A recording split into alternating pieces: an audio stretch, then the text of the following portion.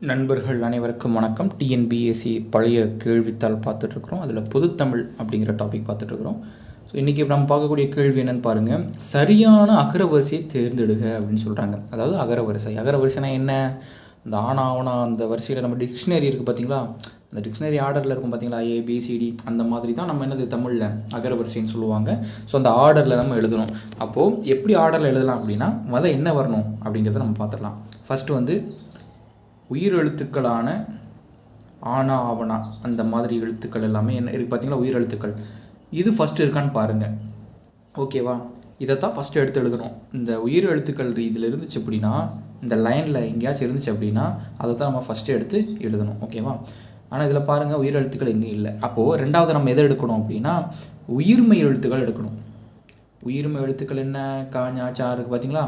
So அந்த வரிசையில் இப்போ கா எடுத்துக்கிறோம் அப்படின்னா அந்த கா வரிசையில் இருக்கக்கூடிய கா கா கி கி கு கு இந்த வரிசையை முடிச்சுட்டு தான் ஞா வரிசைக்கு வரணும். ஓகேவா? ஸோ அந்த ஆர்டர் புரியுதா?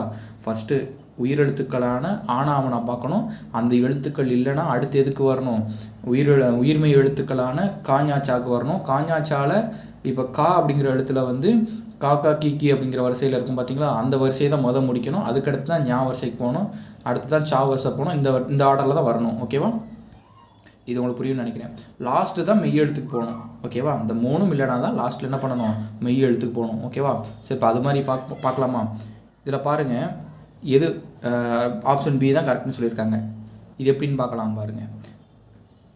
உயிர் எழுத்துக்கள் இருக்கான்னு பாருங்கள். இதில் உயிர் எழுத்துக்கள் எங்கேயுமே இல்லை. ஸோ உயிர் எழுத்துக்களை விட்டுருங்க. ஓகேவா? அடுத்து உயிர்மை எழுத்துக்கள் சொன்னேன்னா, உயிர்மை எழுத்துக்களில் என்ன இருக்குது? கா வரிசையில் பாருங்கள் கோ இருக்குது. அப்போ கோ தானே ஃபஸ்ட்டு வரும். ஓகேவா?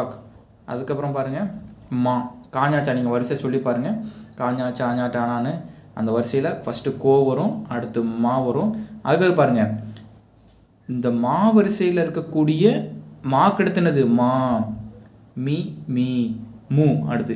அப்போ இந்த வரிசையில் வரும் பார்த்தீங்கன்னா, இதுதான் அகர வரிசை. ஸோ ஈஸியாக தான் இருக்கும். ஓகேவா? நீங்கள் இந்த ஆர்டர் நான் சொன்ன ஆர்டர் மட்டும் ஞாபகம் வச்சிங்கன்னா போதும். ஃபஸ்ட்டு என்ன சொன்னேன்? உயிர், அடுத்து உயிர்மை, அடுத்து மெய் எழுத்து, இந்த வரிசையில் இருக்கணும். ஓகேவா? சப்போஸ் இது இப்போ அம்மா, அப்பா இப்படி இருக்குது அப்படின்னா இதில் என்ன எடுக்கணும்? ஃபஸ்ட்டு என்ன எடுக்க சொன்னேன்? உயிர் எழுத்துக்கள் தான் பார்க்கணும். அப்போது இது ரெண்டுலேயுமே உயிர் எழுத்து இருக்குது. அப்போ இதை விட்டுருங்க. அப்போ உங்களுக்கு கன்ஃபியூஸ் ஆகும். சரியா? அடுத்து ரெண்டாவது எதுக்கு வரணும்? மெய் எழுத்து தான் இருக்குது. ஓகே, பரவாயில்ல. அப்போ மெய் எழுத்து எடுத்துக்கலாம். ஓகேவா? மெய் எழுத்தில் எது ஃபஸ்ட்டு வரும் அப்படின்னு பார்த்தீங்கன்னா என்ன வரும்? இப்போ தானே வரும். இப்போ இம்மு. அப்போது அப்பா தான் வரும், அடுத்து தான் அம்மா வரும். ஓகேவா? இந்த ஆர்டர் மட்டும் மறந்துடாதீங்க. பெயர் சொல்லி அகரவரிசையில் பெயர் சொல்லி எழுத சொல்லியிருக்கிறாங்க. ஸோ இது நம்மளுக்கு ஈஸி தானே. என்ன பண்ணணும்? உயிர் எழுத்துக்கள் இருக்கான்னு பார்க்கணும். உயிர் எழுத்துக்கள் இருக்கா? இருக்குது. என்ன இருக்குது? ஆனாவனால் ஆவண்ணா இருக்குது. ஓகேவா? அப்போ ஆசிரியர் தான் வரும். ஓகே, அதே ஆனாவனால் அந்த உயிரெழுத்துக்கள் வரிசையில் ஓவண்ணா இருக்குது. ஓவண்ணா இருக்குது. ஓவண்ணால் என்ன வரும்? ஓனான். அப்போ ஆசிரியர் ஓனான். ரெண்டு முடிஞ்சா. அடுத்து பாருங்கள், என்ன எடுக்க சொன்னேன்? வேறு எதுலேயுமே அது உயிரெழுத்துக்கள் இருக்கான்னு பாருங்கள். உயிரெழுத்துக்களே இல்லை. எல்லாமே என்னது? உயிர்மை எழுத்துக்களாக தான் இருக்குது. ஸோ அதனால் உயிர்மை எழுத்துக்கள் எது ஃபஸ்ட்டு வரும்? காக வரிசை தானே சொன்னேன். கா வரிசையில் என்ன இருக்குது? கீ இருக்குது. அப்போ கீ. அடுத்து தே அதான் தா வரிசையில் தே இருக்குது. அதே தாவரிசையில் தை இருக்குது. அப்போ ஃபஸ்ட்டு இது வரும், தே வரும், அடுத்து தான் தை வரும். ஓகேவா? நல்லா தெரிஞ்சுக்கங்க. ஆனாவனா உயிர்மை எழுத்துக்கள், மெய் எழுத்துக்கள் எல்லாமே தெரிஞ்சால் மட்டும்தான் அகர வரிசை போட முடியும். சரியா?